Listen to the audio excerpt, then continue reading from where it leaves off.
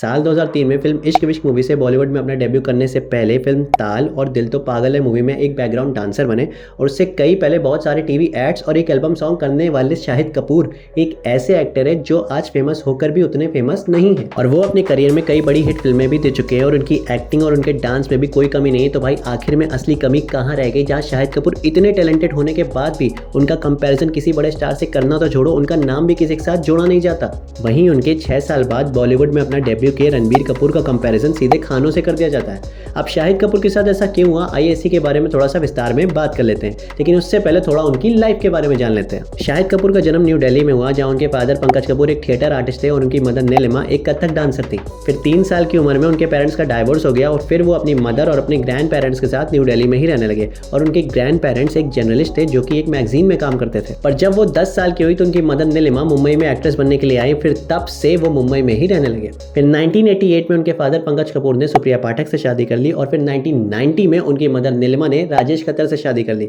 जिसके बाद उनके स्टेप ब्रदर ईशान खत्तर का भी जन्म हुआ। लेकिन दूसरी शादी के बावजूद भी पंकज कपूर ने अपने बेटे शाहिद कपूर से अपना रिश्ता कमजोर होने नहीं दिया और सबसे ज्यादा प्रायोरिटी शाहिद कपूर को ही दी। इनफैक्ट शाहिद कपूर ने भी एक इंटरव्यू में बोला था कि वो अपनी मदर से ज्यादा अपने फादर के क्लोज हैं। अब ये तो हुई उनकी पर्सनल लाइफ की बात, लेकिन अब जानते हैं उनके करियर से रिलेटेड थोड़े फन फैक्ट्स। अब क्या आपको पता है कि शाहिद कपूर को एक्टर बनने के लिए और मूवीज में आने के लिए शाहरुख खान ने ही कन्विंस किया था?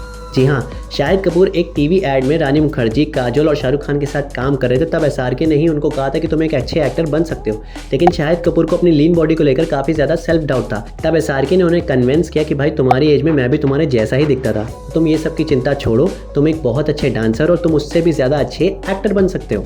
लेकिन शाहिद कपूर को ये एड कैसे मिला? अब इसके पीछे कहानी है, सुना क्या?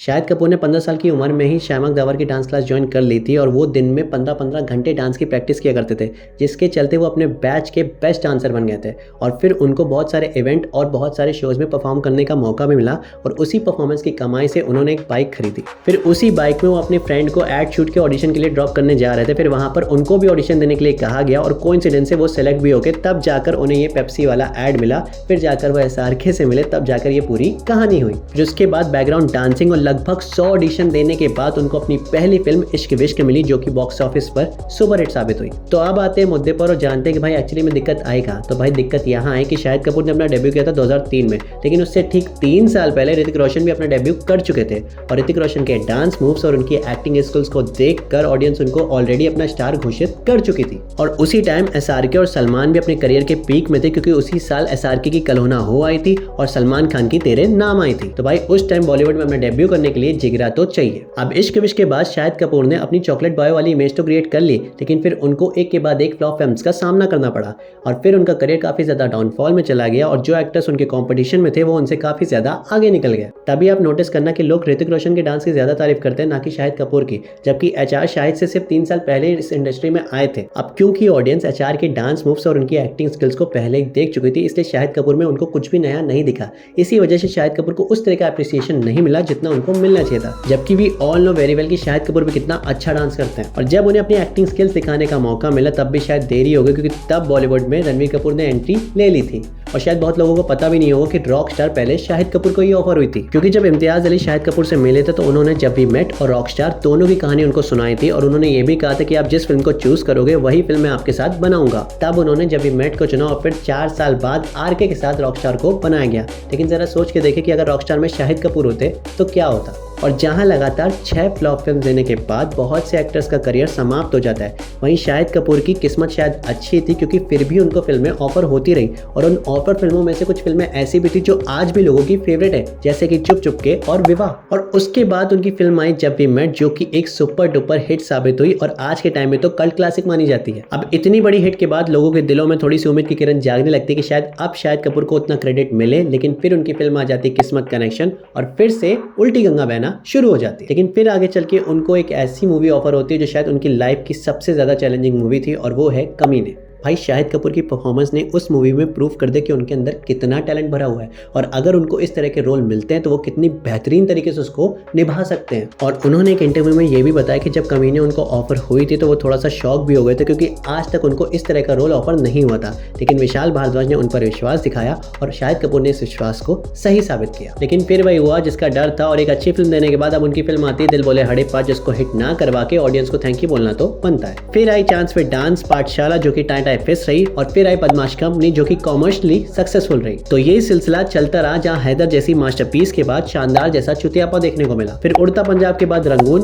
और फिर पद्मावत के बाद बत्ती गुल मीटर चालू और फिर उनकी मूवी आती है कबीर सिंह जो कि ब्लॉकबस्टर हिट साबित हुई। तब लगा कि भाई यस अब तो भाई का करियर उठा ही उठा, लेकिन फिर आ जाता है कोविड और उसी के चलते उनकी मूवी आती है जर्सी। और भाई आपका नहीं पता लेकिन मुझे जर्सी मूवी बहुत अच्छी लगी थी, लेकिन मेरे अकेले के अच्छे लगने से होता भी क्या है। बात तो सही है।